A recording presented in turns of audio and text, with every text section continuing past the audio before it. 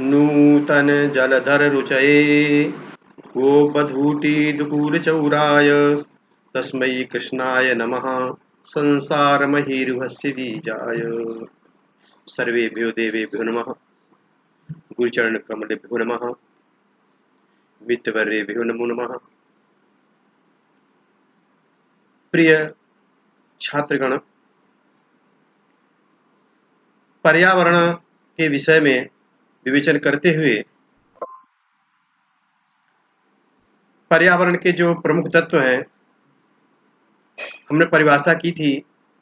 जो उसकी परिभाषा है कि परितावरणम पर्यावरणम, हमारे आसपास जो कुछ दिख रहा है, हम पृथ्वी में हैं, हमें जल दिख रहा है क्योंकि जीने के लिए पृथ्वी, खाद्यान्न बहुत महत्वपूर्ण है, पीने के लिए जलभूतावत जल ही जीवन है। हम बिना खाए पिए तो कुछ दिन रह सकते हैं, लेकिन बिना जल के हम ज़्यादा दिन नहीं रह सकते हैं। उससे ज़्यादा महत्वपूर्ण तत्व है वायु। हम बिना सांस लिए तो कुछ क्षण भी नहीं रह सकते, इसलिए इस जीवन में वायु तत्व बहुत महत्वपूर्ण है। वायु को शुद्ध रखना हमारे नितांत आवश्यक है। यदि वायु प्रदूषित होगी, वायु प्रदूषित होती है कारखानों से, धुआं धक्कड़ से, वो धुआं और जो वाहनों को चलने से धूल उड़ती है, वो सब श्वास के माध्यम से हमारे फेफड़ों में जाती है, फेफड़ों को दूषित करती है। इसलिए वायु का शुद्ध होना बहुत आवश्यक है। वायु कितना बलवान है उसके लिए कहा है आयुर्वेद में, पित्त पंगु कफः पंगु पंगुः सर्वधातवः वायुना यत् नीयन्ते तत्र गच्छन्ति मेघवत्। कफ, वात, पित्त, ये हमारे शरीर में जब सम है तब वो स्वस्थ रहते हैं। सबका होना आवश्यक है, लेकिन जब कम ज़्यादा हो जाते हैं, कफ ज़्यादा हो जाएगा तो हमें छींके आना, जुकाम, सर्दी, ये सब हो जाएगा। और पित्त प्रधान हो जाएगा तो शरीर में ज्वलन होगी, एसिडिटी, डकारें आएंगी, गैस बनेगी। और वायु विकार होने पर हमारे शरीर में दर्द होता है। कहीं भी दर्द हो रहा है तो आयुर्वेद कहता है कि उसमें सब में कारक वायु ही है। वायु जब कुपित हो जाती है, रक्त संचार जहाँ रुक जाता है, वहीं हमारे दर्द होने लगता है। यदि हमें दर्द से बचना है तो वायु के दोषों से बचना होगा। वायु के 5 प्रकार, प्राणवायु के 5 प्रकार बतलाए गए। प्राण, अपान, व्यान, समान, उदान। कहाँ कौन वायु निवास करती है? कहते हैं हृदय प्राण, गुदे पान, समान नाभिमंडले, उदाना कंठ देशस्था, व्याना सर्व शरीर का। प्राण वायु हमारे हृदय में निवास करती है। अब देखिए, ऋषि मुनि कहते हैं, हमारे रामदेव जी, योगी जितने हैं, योगाचार्य हैं, सब कहते हैं कि प्राणायाम करो। अनुलोम विलोम प्राणायाम है, पूरा कुंभक रेचक प्राणायाम की विधि हमने भी बताई। तो कितना महत्वपूर्ण है। कहते हैं कोरोना जो ये समय महामारी फैली हुई है, ये नासिका से, मुंह से, कर्ण के छिद्रों से, आंख से, कहीं भी से प्रवेश कर जाता है। इतना सूक्ष्म है कि एक दशमलव का जो चिन्ह है उसके 2000वें अंश के बराबर है। इतना सूक्ष्म है, लेकिन ये इतनी जल्दी बढ़ता है, अंदर जाकर कई भाग उसके हो जाते हैं और हमारे प्राणवायु का अवरोध कर देता है। हृदय में जाकर के फेफड़ों को अवरुद्ध कर देता है, सांस लेना कठिन हो जाता है। तो उसके लिए वायु का संचार, प्राणवायु हमारी पुष्ट होती है प्राणायाम करने से। नयु संधि पापानि प्राणायाम परसचा। जो नित्य प्राणायाम करता है, संध्योपासन करता है। देखिए, ये हमारी कितनी प्राचीन परंपरा है। संध्योपासन में प्राणायाम उसका प्रमुख अंग है। उसमें 10 क्रियाएं होती हैं संध्योपासन में, उनमें प्राणायाम मुख्य है। तो प्राणायाम करने से प्राण वायु का संचार अच्छा रहता है, वायु कुपित नहीं होती है। तीनों कफ, वात, पित्त, ये जो त्रिदोष हैं, ये तीनों शांत रहते हैं, साम्य अवस्था में रहते हैं। सम धातु मल क्रिया, जब सम रहेंगे तो हम स्वस्थ रहेंगे। जब ये जरा भी सम हो जाते हैं तो उसे संबंधित रोग बढ़ जाते हैं। तो हृदय प्राण, हृदय में प्राणवायु निवास करती है। गुदा में अपान वायु और समान वायु नाभि मंडल में रहती है, उदर में विराजमान रहती है। उदाना कंठ देशस्थः, उदान वायु कंठ देश में रहती है, जिससे डकार वगैरह आती है, जमुआई आती है। और व्याना सर्व शरीर का, व्यान वायु पूरे शरीर में संचरण करती है।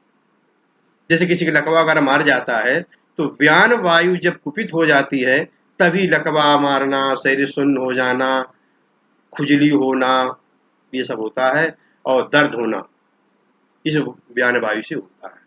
प्राणायाम करने से ये सब ठीक रहते हैं।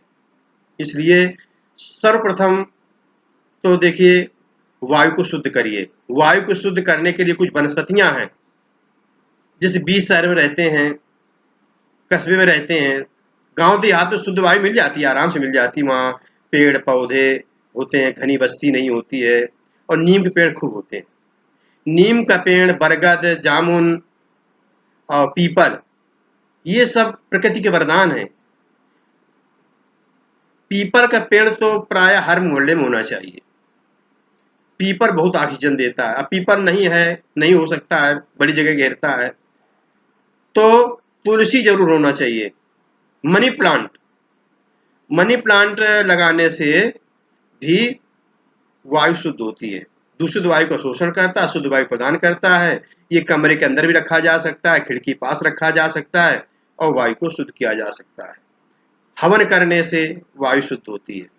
पेड़ों में चौड़ी पत्ती वाले, जैसे एक अजूबा का पेड़ होता है, वो वायु को शुद्ध करता है। एक स्नेक प्लांट आता है, वो वायु को शुद्ध करता है। तुलसी में बहुत गुण है। अब देखिए हमारी सरकार ने, योगी जी एक बहुत अच्छे हैं, तपस्वी व्यक्ति हैं, उन्होंने संस्कृत विद्यालयों के कल्याण के लिए बहुत अच्छे अच्छे पाठ्यक्रम भी लागू किए हैं। जैसे कि हमारे इसमें तीनों विभाग कर दिए। हमारे यहाँ कॉमर्स भी कर दिया है, हमारे यहाँ विज्ञान भी कर दिया, हमारे यहाँ कला विभाग भी कर दिया है, ज्योतिष को रखा है, कर्मकांड को रखा है, वास्तुशास्त्र को रखा है, भारतीय संस्कृति को जोड़ा है, गायन वादन योग सबको। माने हमारा संस्कृत का विद्यार्थी सर्वांगीण विकास करे, सब कुछ जाने, बहुज्ञ हो। एता बता जो लॉकडाउन चल रहा है, हम बारी बारी से इन विषयों पर व्याख्यान देंगे। ये इतनी सरलता से हम आप लोगों को बताने का प्रयास करेंगे कि आप अनायास ही सारी जानकारी कर लें। हमने अपने गुरुजनों से, स्वाध्याय से जो प्राप्त किया है, वो सब अपने मित्र गणों को, अपने जो हमारे मिलने वाले हैं, बंधु वाले जो हमारे इस चैनल से जुड़े हुए हैं, जो हमारे छात्रगण हैं, हम सबको भेंट करना चाहते हैं। देखिए सब लोग जानकार हैं, ऐसी बात नहीं, हम ही जानकार हैं, सब लोग जानकार हैं। तो देखो ये उद्बोधन है। उद्बोधन के विषय में एक उपनिषद का वाक्य है कि एक व्यक्ति अंगोछा गले में डाले हुए, और उसको भ्रम हो गया। अब अंगोछा चारों तरफ ढूंढता घूम रहा है कि अंगोछा कहाँ है, अंगोछा डाले गले में ही है। अब कोई व्यक्ति बता देता है, अरे अंगोछा तो आपके ये है, गले में पड़ा हुआ। अरे उद्बोधन, इसी को उद्बोधन कहते हैं। उसमें एक वेद वाक्य दशमस त्वमसि, कहते हैं कि किसी नदी को 10 लोग पार कर रहे थे, नाला नदी। जब पार कर गए तो सोचा गिन लिया जाए उन लोगों ने। कहा अब गिनना शुरू किया, प्रथमा द्वितीया तृतीया, अपने को छोड़ दिया, अपने को नहीं गिना, सबको 9। अब बड़े दुखी हुए, अरे 9 ही हम चले थे, 10 9 बचे।